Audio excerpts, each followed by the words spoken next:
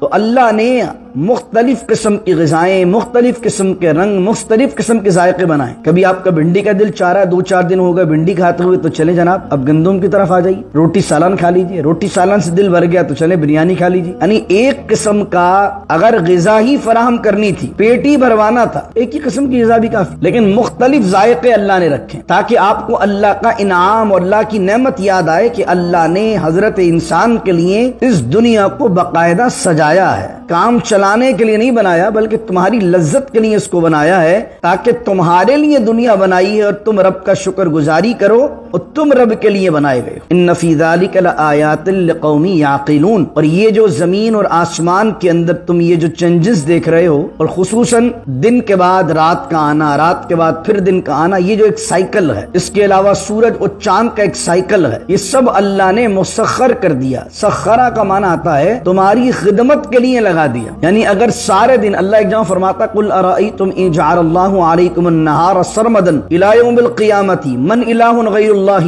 یأتیکم بلیل تسکنون فی، کیا تم دیکھتے ہو کہ اگر اللہ سارے دن، سارے ایام ہی قیامت تک دن ہی دن کر دیتا، تو اللہ کے علاوہ کوئی ہے کہ جو تمہارے لیے رات کو لے کے آتا جس میں تم سکون حاصل کرو؟ پھر کہیں فرماتا اگر اللہ قیامت تک تمہارے لیے رات بنا دیتا تو یأتیکم بضیاء، کوئی ہے کوئی روشنی تمہارے لیے لے کر آتا؟ تو یہ روزانہ دن کا نکلنا، پھر شام کا آنا، پھر رات کے آرام و سکون کا معاملہ، پھر دوبارہ اٹھنا، یہ پورا سائیکل بھی اگر آدمی دیکھے تو کون ہے تو پتہ چلے گا یہ ایک ہی ہستی ہے چلانے والی۔ فرمایا اس کائنات کی ہر شے یہ بیان کر رہی ہے کہ اس کے پیچھے ایک ہی وحدہ لا شریک ہے۔ یسر لی امری واحلل عقدۃ من لسانی یفقهوا قولی، اللهم صل علی سیدنا و مولانا محمد معدن الجود والکرم وآلہ وصحبہ وبارک وسلم۔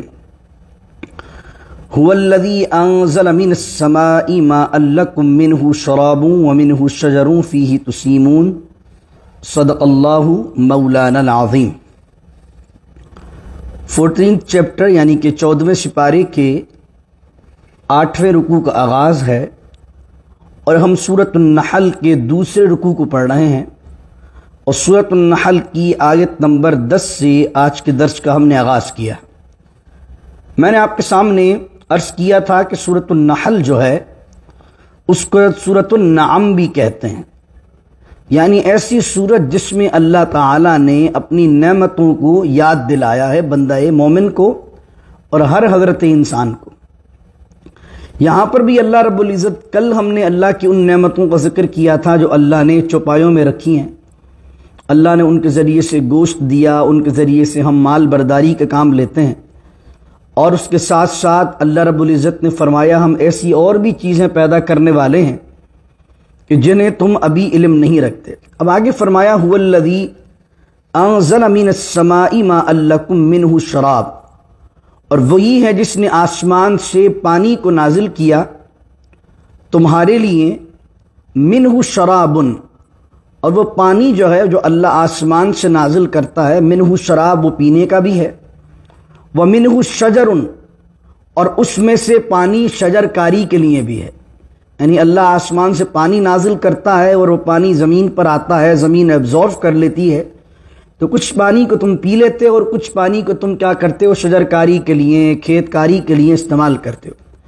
جب وہ روئیدگی اور کھیت وغیرہ پیدا ہو جاتے ہیں تو 2 قسم کی گھاس ہوتی ہے، ایک گھاس وہ ہوتی ہے تسیمون، اللہ کہتا ہے کہ اس میں تم اپنے جانوروں کو چراتے ہو۔ حالانکہ انسان سارا کا سارا بارش کا ہی پانی نہیں پیتا، ہم تو ندیوں کا بھی پانی پیتے ہیں، ہم تو سمندر کا بھی پانی پی رہے ہوتے ہیں، کبھی دریا کا پانی بھی پی رہے ہوتے ہیں۔ اگر سمندر کے پانی کو فرٹیلائز کر دیا جائے، پھر فرمایا کہ ایک پانی تو وہ قسم کا ہے، لیکن اللہ فرما رہا ہے یہ سارا پانی آسمان کا ہے، تو اس سے مراد کیا ہے؟ اس سے مراد یہ ہے کہ پانی جو ہوتا ہے وہ جو سمندر میں آ رہا ہے یا دریا میں آ رہا ہے یا کسی نہر میں آ رہا ہے، وہ اصل آپ اس کی دیکھیں گے تو سب آسمان سے برسا ہوا پانی۔ اس لیے اللہ رب العزت نے اس پانی کے لیے کہا انزل من السماء ماء، کہ وہ آسمان سے نازل ہوتا ہے، اسی پانی کو تم پیتے ہو اور اسی سے شجرکاری کرتے، اور جب شجرکاری سے مراد ہر قسم کا درخت ہے اور ہر قسم کی گھاس ہے، فیہ تسیمون، اور اس میں تم اپنے جانوروں کو چراتے ہو۔ युम्बितु लकुम बिही ज़रा, और उस पानी से एक खेतकारी वो पैदा होती है। एक खेत तो वो है जो तुम्हारी जानवरों की ग़िज़ा बनता है, यानी वो घास फूस वगैरह, और वही पानी है जब वो ज़मीन में जानता है तो एक पानी से और उससे पैदा होने वाली चीज़ें तुम्हारी ग़िज़ा का सबब बनती हैं। युम्बितु लकुम बिही ज़रा, और वो उगाता है तुम्हारे लिए उससे खेत को, व ज़ैतून, और ज़ैतून को, व नखील, और खजूर को, वल अनाब, और अंगूर को, ग्रेप्स, उमी कुल्लि समरात, और हर किस्म के मेवाजात अल्लाह ताला उस पानी के ज़रिए से ज़मीन से उगाता है। इन्न फ़ी ज़ालिका लआयतन लिक़ौमिन यतफ़क्करून, और इसके अंदर फिक्र करने वालों के लिए, गौर करने वालों के लिए बड़ी निशानियां मौजूद हैं। अल्लाह फरमा रहा है अगर तुम ये देखो, पानी तो एक ही किस्म का उतर रहा है, ज़मीन भी एक ही किस्म की है, एक ही किस्म की ज़मीन से कहीं जानवरों की ग़िज़ा निकल रही है और कहीं इंसानों की ग़िज़ा निकल रही है, और फिर एक किस्म की ग़िज़ा नहीं है। अगर तुम उस पर गौर करो तो अल्लाह ने मुख्तलिफ किस्म की ग़िज़ाएँ, मुख्तलिफ किस्म के रंग, मुख्तलिफ किस्म के जायके बनाए। कभी आपका भिंडी का दिल चाह रहा है, 2-4 दिन हो गए भिंडी खाते हुए, तो चले जनाब अब गंदम की तरफ आ जाइए, रोटी सालन खा लीजिए। रोटी सालन से दिल भर गया तो चले बिरयानी खा लीजिए। यानी एक किस्म का अगर ग़िज़ा ही फराहम करनी थी, पेट ही भरवाना था, तो एक ही किस्म की ग़िज़ा भी काफ़ी थी, लेकिन मुख्तलिफ जायके अल्लाह ने रखे ताकि आपको अल्लाह का इनाम और अल्लाह की नेमत याद आए कि अल्लाह ने हज़रत इंसान के लिए इस दुनिया को बाकायदा सजाया है। काम चलाने के लिए नहीं बनाया, बल्कि तुम्हारी लज्जत के लिए इसको बनाया है, ताकि तुम्हारे लिए दुनिया बनाई है और तुम रब का शुक्र गुजारी करो, और तुम रब के लिए बनाए गए हो। फिर फरमाया वसख्खर लकुमुल लैल वन नहारा वश्शम्स वल कमर, और वही है जिसने तुम्हारे लिए मुसख्खर किए रात और दिन को, वश्शम्स वल कमर, और सूरज और चांद को मुसख्खर किया, वन्नुजूमु मुसख्खरातुम बिअमरी, और सितारे भी मुसख्खर हैं, ताबे हैं उसी की तदबीर के, उसी के हुक्म के। इन्न फ़ी ज़ालिका लआयातिन लिक़ौमिन याक़िलून, और ये जो ज़मीन और आसमान के अंदर तुम ये जो चेंजेस देख रहे हो, और ख़ुसूसन दिन के बाद रात का आना, रात के बाद फिर दिन का आना, ये जो एक साइकिल है, इसके अलावा सूरज और चांद का एक साइकिल है, ये सब अल्लाह ने मुसख्खर कर दिया। सख्खरा का माना आता है तुम्हारी खिदमत के लिए लगा दिया। यानी अगर सारे दिन, अल्लाह एक जगह फरमाता कुल अराअयतुम इन जअलल्लाहु अलैकुम अन्नहार सरमदन इला यौमिल क़ियामती मन इलाहुन गैरुल्लाहि यअतीकुम बिलैलिन तस्कुन फी, क्या तुम देखते हो कि अगर अल्लाह सारे के दिन, सारे दिन, सारे अय्याम ही क़यामत तक दिन ही दिन कर देता, तो अल्लाह के अलावा कोई है कि जो तुम्हारे लिए रात को लेके आता जिसमें तुम सुकून हासिल करो। फिर कहीं फरमाता अगर अल्लाह क़यामत तक तुम्हारे लिए रात बना देता तो यअतीकुम बिदिया, कोई है कोई रोशनी तुम्हारे लिए लेकर आता। तो ये रोज़ाना दिन का निकलना, फिर शाम का आना, फिर रात के आराम और सुकून का मामला, फिर दोबारा उठना, ये पूरा साइकिल भी अगर आदमी देखे तो कौन है, तो पता चलेगा ये एक ही हस्ती है चलाने वाली। क्योंकि अगर कायनात में अल्लाह फरमाता है अगर 2 खुदा होते तो कायनात तबाह बर्बाद हो जाती। अल्लाह अकबर। फरमाया इस कायनात की हर शे ये बयान कर रही है कि इसके पीछे एक ही वहदहू ला शरीक है। इसको बिल्कुल आसानी से समझ लीजिए कि जनाब वाला अगर किसी बिजनेस में 4 पार्टनर्स हों तो 2 बंदे कहें कि मैं ये समझ रहा हूं कि ये प्रोजेक्ट इस दिन कर लेना चाहिए, तो 2 कहेंगे भाई इस दिन हम बिजी हैं, इस वीक नहीं रखो, अगले वीक रखो, तो कॉन्फ्लिक्ट आ गया नहीं आ गया। 4 की मर्जी होगी तो काम होगा। तो अब अगर माआज़ अल्लाह खुदा के शरीक होते तो ये एक निज़ाम, एक बैलेंस में, एक सिस्टम से जो चल रहा है, तो बाज़ औक़ात अगर अल्लाह ना करे और अल-इयाज़ु बिल्लाहि ताला जैसे मुश्रिकीन का अक़ीदा है कि फलां चीज़ का खुदा एक है, फलां चीज़ का खुदा अलग है, सूरज का खुदा अलग है, चांद का खुदा अलग है, तो फिर तो आपस में एक कॉन्फ्लिक्ट हो जाना चाहिए था कि सूरज वाला कहे कि आज सूरज निकलेगा और चांद वाला कहे कि चांद नहीं निकलेगा। लेकिन अल्लाह वहदहू ला शरीक है, उसका कोई शरीक नहीं उसकी ज़ात में, उसकी सिफात में, और कायनात की हर शय बयान कर रही है कि इस सिस्टम के पीछे एक चलाने वाला है, 2 या 3 या 4 नहीं है, वो वहदहू ला शरीक है। پھر فرمایا کہ زمین، اچھا یہ جو فرمایا سورج و چاند کا آنا، سورج و چاند کا یہ جو آنا جانا ہے، اس کے اندر اللہ کی بڑی نشانیاں موجود ہیں، لیکن یہ جو آپ کا نباتات کا نظام ہے، یہ جو ریسپائریشن ہے، جو غذا کا، یہ جو شجرکاری کا نظام ہے، اس کے اندر بھی سورج کے آنے جانے کا بڑا عمل دخل ہے۔ سورج کی حرارت، سورج کی تپش پڑتی ہے تو کوئی پھل پکتا ہے، فصل پکتی ہے، اس کے علاوہ ایک پورا نظام ہے۔ آپ دیکھیں جو ریسپائریشن کا نظام ہے، دن کے اندر وہ درخت، وہ پتے کچھ اور کر رہے ہوتے ہیں، وہ کیا کر رہے ہیں، کاربن ڈائی آکسائڈ کیا کر رہے ہوتے ہیں، ایبزارب کر رہے ہوتے ہیں، اور رات کے وقت کیا کر رہے ہوتے ہیں، کاربن ڈائی آکسائڈ کیا کر رہے ہوتے ہیں، وہ چھوڑ رہے ہوتے ہیں، اخراج کر رہے ہوتے ہیں رات کے وقت۔ اس وجہ سے پرانے زمانوں میں یہ بھی ہوتا تھا کہ کوئی بندہ رات کے وقت اگر جو ہے وہ درخت کے نیچے بیٹھ گیا، سو گیا، لیٹ گیا، تو کیا ہوتا تھا، کاربن ڈائی آکسائڈ اس کے اندر چلی جاتی تھی، جس کی وجہ سے وہ بے ہوش ہو جاتا تھا یا طبیعت بگڑ جاتی تھی۔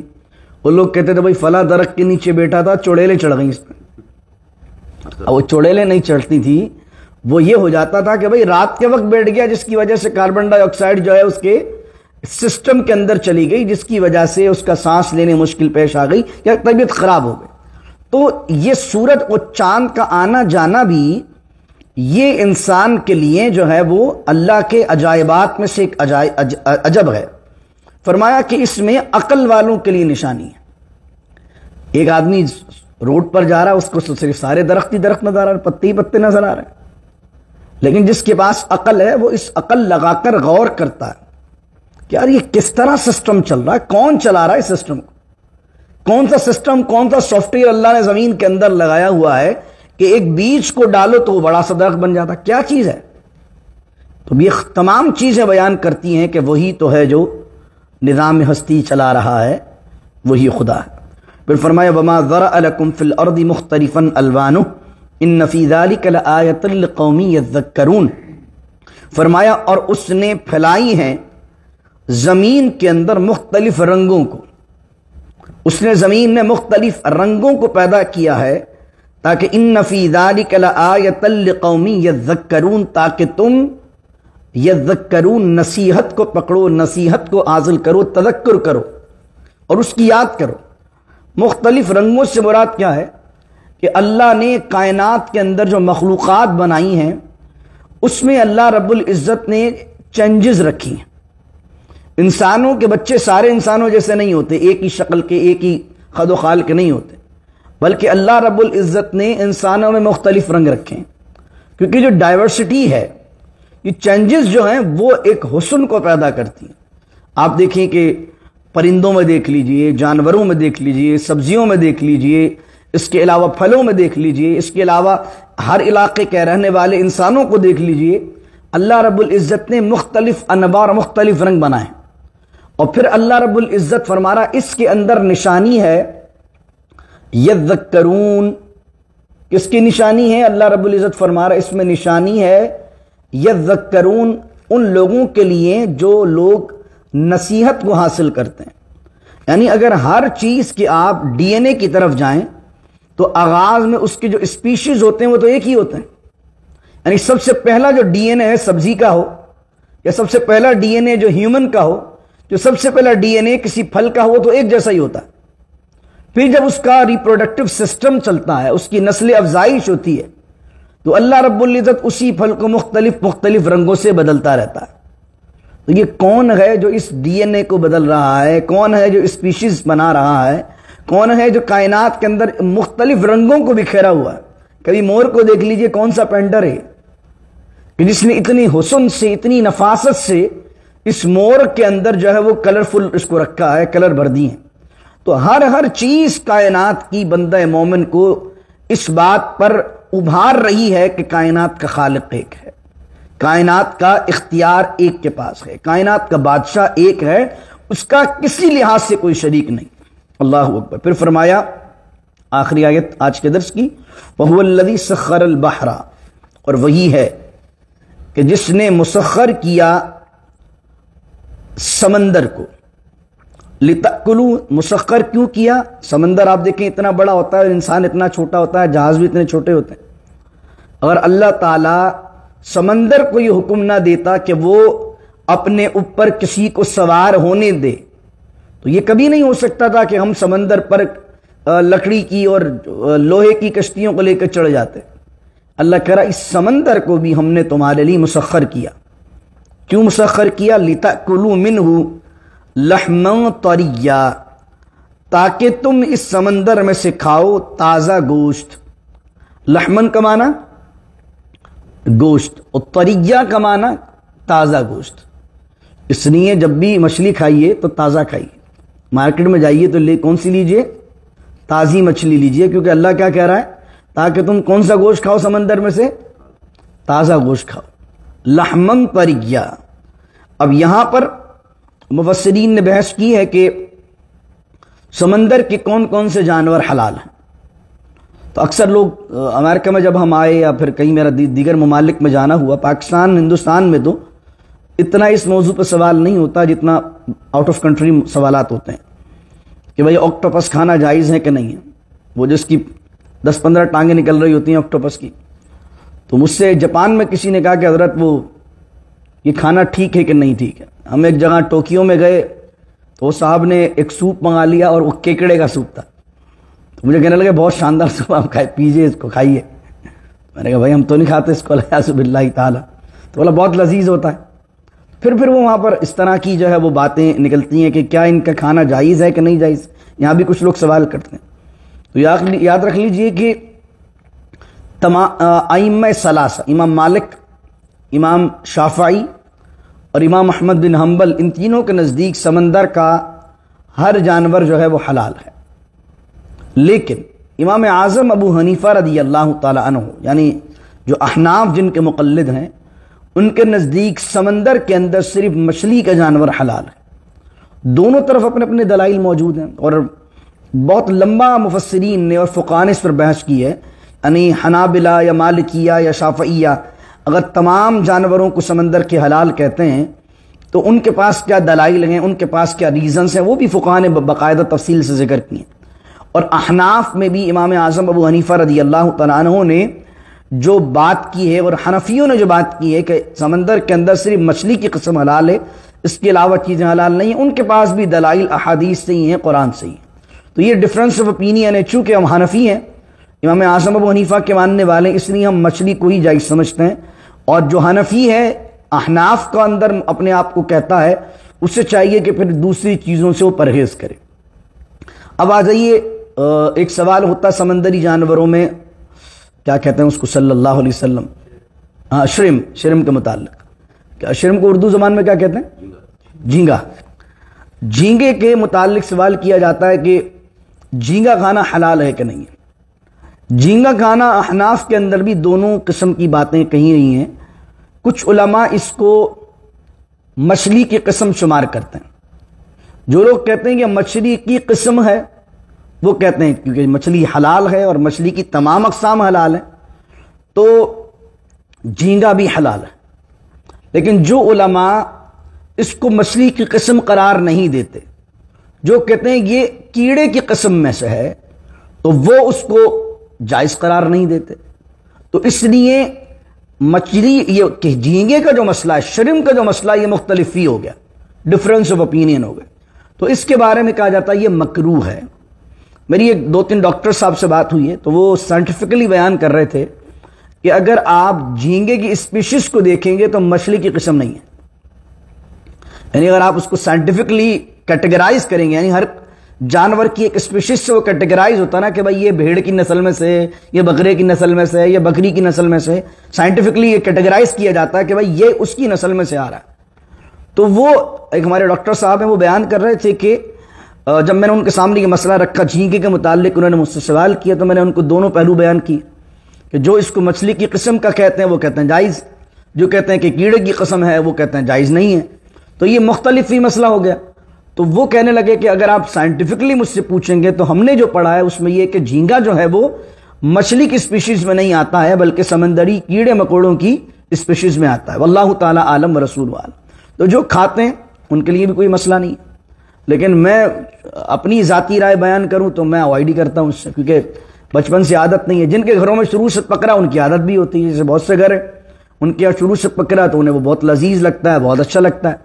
جن کے گھروں کے اندر کلچر نہیں ہے، جن کے گھر والوں نے بچپن سے کھلایا ہی نہیں ہے، تو ان کے گھر میں رواج بھی نہیں ہے اور وہ کھاتا بھی نہیں ہے. تو ہمارے گھر کے اندر شروع سے بنتا ہی نہیں ہے تو اس نے کھانے کی عادت بھی نہیں. تو میں کسی کے متعلق یہ نہیں کہہ رہا کہ یہ حرام ہے یا ناجائز ہے. اگر کوئی جھینگا کھا بھی رہا ہو تو آپ اس پر فتوے لے کر چڑھ مت جائیے گا، بلکہ آپ کے ذہن میں یہ بات ہونی چاہیے کہ اس کے اندر ڈفرینس آف اوپینین ہے. اور اگر کوئی شافعی ہے، کوئی مالکی ہے یا کوئی حنبلی ہے، جیسے عربی لوگ ہیں، اردن جارڈن کے لوگ مالکی ہیں، یا کوئی شافعی ہے، اور اگر وہ آکٹوپس کھا رہا ہے یا جناب کوئی بندہ کیکڑا کھا رہا ہے، تو آپ کھڑے ہو کر اس پر جو ہے وہ کوئی حکم لگانے نہ کھڑے ہو جائیے گا، بلکہ آپ کو معلوم ہونا چاہیے کہ جس امام کو فالو کر رہا ہے اس امام کے نزدیک وہ جائز ہے، اور اس امام کے پاس بھی قرآن و سنت سے دلائل موجود ہیں. یہ ڈائیورسٹی ہے، ڈفرینس آف اوپینین ہے، یہ حسن ہے اللہ کا. اور آج علامہ سعیدی نے بڑی خوبصورت بات لکھی، فرمایا جو حنفی ہیں، اور وہ ایک کہنے لگے کہ ٹیکنیکل وجہ وہ انہوں نے بیان کی. آج میں پڑھ رہا تھا، اللہ ان کی قبر پر رحمتوں کی بارش نازل فرمائے. انہوں نے کہا جو حنفی جس علاقوں میں رہتے ہیں وہ زیادہ تر خشکی کے علاقے ہیں، اور یہ جو مالکیہ اور شافعیہ اور حنابلہ جس علاقوں میں رہتے ہیں، یہ علاقے زیادہ تر سمندر اور دریاؤں کے کناروں پہ لگتے ہیں، یہ علاقے وہ ہیں. تو اس وجہ سے وہ کہنے لگے کہ ہو سکتا ہے اللہ کی حکمت ہے، ڈفرینس آف اوپینین کے اندر بھی کسی کے لیے وہ جائز ہے تو کسی کے لیے یہ جائز ہے. دونوں طرف دلائل موجود ہیں. ہمیں یہ دیکھنا چاہیے کہ ہم جس امام کے مقلد ہیں یا ہم جس امام کی ریسرچ کو فالو کر رہے ہیں وہ امام کیا کرے. اگر ہم حنفی ہیں تو ہمیں احتیاط کرنا چاہیے. کوئی اور جو کر رہا ہے اس کے لیے اس کے امام کی تحقیق مبارک. سارے ائمہ حق ہیں، ساروں نے محنت کی ہے، سب نے دلائل دیے ہیں، تو اللہ سب کی قبر پر رحمتوں کی بارش نازل فرمائے. تو اللہ نے فرمایا کہ اس سمندر کو تمہارے لیے ہم نے مسخر کیا ہے تاکہ تم اس کے تر و تازہ گوشت کو کھاؤ. وَتَسْتَخْرِجُوا مِنْهُ حِلْيَةً تَلْبَسُونَهَا، اور تم نکالو اس سمندر میں سے حلیتن، زیورات، سیپیاں، موتی. سمندر کے اندر خزانے بھی تو چھپے ہوتے ہیں نا. تو اللہ کہہ رہا ہے وَتَسْتَخْرِجُوا مِنْهُ، اور اس میں سے نکالو تم زیورات کو، تلبسونہا، لبس یلبسو کا معنی ہوتا پہننا، تاکہ تم اس زیورات کو اپنی زینت اور آرائش کے لیے پہنو. تو سمندر کے جو موتی ہوتے ہیں ان کے زیورات پہننا بھی یہاں سے جائز ہوا. اللہ نے فرمایا گوشت بھی رکھا ہے اس میں تمہارے لیے، اور اس کے علاوہ تمہارے لیے ہم نے زیورات بھی رکھے. وَتَرَى الْفُلْكَ مَوَاخِرَ فِيهِ، اور کیا تم دیکھتے ہو فلک کہتے ہیں کشتی کو، اور چلتی ہے کشتی مواخر فیہ، مواخر کہتے ہیں پانی کو چیر کر چلنا. کبھی آپ جہاز دیکھیے، کسی کشتی کو دیکھیے، تو کشتی جب سمندر میں جا رہی ہوتی ہے تو پانی کے دامن کو اور پانی کے سینے کو چیر کر جاتی ہے. اس پانی کو چیرنے کے باوجود بھی پانی میں ڈوبتی نہیں. تو اللہ کہہ رہا ہے ایک لمحے کو سوچو تم کہ کشتی کا سائز دیکھو اور دریا و سمندر کا سائز دیکھو. اگر ہم سب کو ڈبانا چاہیں تو کتنے منٹ لگیں گے؟ تو پانی کے اندر خود بھی جا رہی ہے. یعنی سمندر کے اندر جب کوئی کشتی یا کوئی جہاز چلتا ہے تو کچھ وہ سمندر کے نیچے ہوتا ہے تاکہ وہ چیرتا ہوا جائے. تو اللہ کہہ رہا وَتَرَى الْفُلْكَ مَوَاخِرَ فِيهِ، اور وہ سمندر کو چیرتے ہوئے چلتی ہے. اور کس لیے چلتی ہے؟ وَلِتَبْتَغُوا مِنْ فَضْلِهِ، تاکہ تم تلاش کرو اللہ کا فضل. وَلَعَلَّكُمْ تَشْكُرُونَ، اور اللہ کے فضل کو تلاش کر کے تم اللہ کا شکر ادا کرو. یہ ساری نعمتیں کس لیے ہیں؟ تشکر کے لیے ہیں. اور فضلی یہاں کس کو فرمایا؟ تجارت کو فضل فرمایا اللہ نے. یعنی ہر وہ بزنس جو اللہ کے احکامات کی روشنی میں کیا جائے، ہر وہ کاروبار جو اللہ رب العزت کی انعامات کا شکر کرتے ہوئے کیا جائے، حرام سے بچتے ہوئے کیا جائے، وہ اللہ کا فضل ہوتا ہے. بزنس بھی جو ہے وہ اللہ کا فضل ہے، تجارت بھی اللہ کا فضل ہے. تو اللہ کیا کہہ رہا ہے؟ یہ سمندر اس لیے بنایا ہے تاکہ ایک جگہ کا سامان دوسری جگہ ایکسپورٹ کیا جا سکے، تاکہ لوگ یہاں سے نکلیں اور یہاں سے نکل کے دوسرے مقام پر جائیں تو دوسرے مقام پر جا کر اپنی تجارت کر سکیں، اپنے بزنس کو فروغ دے سکیں. اور اللہ کا فضل یعنی بزنس بڑے، مال و دولت آئے تو اللہ کا شکر ادا کریں کہ مالک اگر یہ وسائل اور اسباب تو نے دنیا میں پیدا نہیں کیے ہوتے تو مالک کریم ہم کہاں جاتے؟ تو اللہ تعالیٰ کا شکر ادا کریں. پیر کرم شاہ صاحب نے بڑی اچھی بات کی، کہا کہ بندے مومن کو چاہیے تھا کہ پانی کے اندر تو جب سے اللہ نے پانی بنایا ہے بجلی کی قوت موجود تھی. اللہ رب العزت نے جب سے پہاڑ بنائے ان کے نیچے آئل موجود تھا. یہ تو قرآن جن کو ملا ان کی جو ہے وہ غفلت ہے کہ غیر پہلے پہنچ گیا ہے، ماننے والا ابھی تک نہیں پہنچا۔ اللہ اکبر۔ انہوں نے لکھا کہ ایک دور سمندری معاملے کا وہ عظیم دور بھی گزرا ہے کہ آج تاریخ بتاتی ہے کہ کولمبس جب امریکہ آیا ہے تو کولمبس کا جو ملاح تھا، جو کولمبس کو یہاں تک جہاز چلا کر لے کر آیا، اس کا نام احمد تھا اور مسلمان تھا۔ یہ آج تاریخ بیان کرتی ہے۔ تو مسلمانوں کا ایک عظیم دور بھی رہا ہے، لیکن ہم نے جب ان کائنات کی چیزوں پر غور کرنا چھوڑ دی، آج وہ دیکھ لیجئے کہ اس اسپیس کے نظام پر، اس گلیکسیز کے نظام پر، بلیک ہولز، وارم ہولز، یہ جیولوجی کے نظام پر سب سے زیادہ غور کون کر رہا ہے؟ کافر کر رہا ہے۔ اور اللہ یہ تینوں جگہ فرما رہا ہے، یتفکرون، یعقلون، یذکرون، 3 دفعہ فرمایا۔ یتفکرون، کیا تم تفکر نہیں کرتے، فکر نہیں کرتے؟ یعقلون، کیا تم عقل نہیں رکھتے؟ پھر تیسری دفعہ فرمایا یذکرون، کیا تم نصیحت حاصل نہیں کرتے؟ یعنی تینوں دفعہ اللہ تعالیٰ کہہ رہا ہے کائنات میں غور کرو، کائنات میں غور کرو، غور کرو، نکالو تمہارے رب نے تمہارے لیے کیا کیا انعام رکھے۔ تو یہاں مسلمان آپس میں دست و گریبان ہیں، آپس میں ایک دوسرے کی ٹانگیں کھینچنے میں، آپس میں ایک دوسرے کو لیٹ ڈاؤن کرنے کے لیے لگے ہوئے ہیں، اور کافر اللہ تعالیٰ کے ان قدرت کی عجائبات میں تحقیق کر رہا ہے، اور جو تحقیق کرتا ہے وہ ترقی کرتا ہے، کیونکہ قرآن نے کہا وَأَلَّيْسَ لِلْإِنسَانِ إِلَّا مَا سَعَىٰ۔ قرآن کہتا ہے انسان کو وہی کچھ ملتا ہے جس کی اس نے کوشش کی ہے۔ تو اللہ کا جو نظام عدل ہے وہ بڑا سیدھا ہے۔ مومن محنت کرے گا صلہ پائے گا، کافر محنت کرے گا صلہ پائے گا۔ تو یہاں دنیا کے اندر جو صلہ ہے، دنیاوی صلہ، وہ صلہ ایمان پر نہیں ہے۔ ایمان کا صلہ اگر جس کو لینا ہے وہ تو آخرت میں ملے گا، جنت کے معاملات ہیں، خدا کی انعامات کے معاملات ہیں۔ یہاں صلہ دنیاوی لحاظ سے اس کو ملے گا جو دنیا میں اسی لحاظ سے محنت کرے گا۔ اللہ اکبر۔ دعا کیجئے اللہ رب العزت سے اللہ تعالیٰ ان عجائبات میں ہمیں غور و فکر کرنا نصیب فرمائے، اور ہمیں ان عجائبات میں غور و فکر کر کے اللہ کی توحید کو جاننا نصیب فرمائے۔ کچھ لوگ ہیں جو ان چیزوں پہ غور کرتے ہیں تو مشرک ہو جاتے ہیں، کچھ لوگ ہوتے ہیں کہ پھر وہ خدا کو ہی ماننا چھوڑ دیتے ہیں، ایتھسٹ ہو جاتے ہیں۔ کوئی آدمی سائنس کو پڑھ لیتا ہے اور سائنس اس کے سر پر سوار ہو جاتی ہے تو وہ سائنس پر سوار ہو کر خدا کا ہی انکار کر دیتا ہے۔ تو اللہ ایسے علم سے ہمیں بچائے۔ جب بھی ہم دعا کرتے ہیں حضور نے سکھائی اللہم انی اسألک علما نافعا۔ علماً کی دعا نہیں ہے صرف کہ اللہ میں تجھ سے علم کا سوال کرتا ہوں، کیونکہ بعض اوقات علم آتا ہے تو تکبر آتا ہے، کبر آتا ہے، اکڑ آتی ہے، گمراہی آتی ہے، اور آدمی گمراہیت کے دلدل میں چلا جاتا۔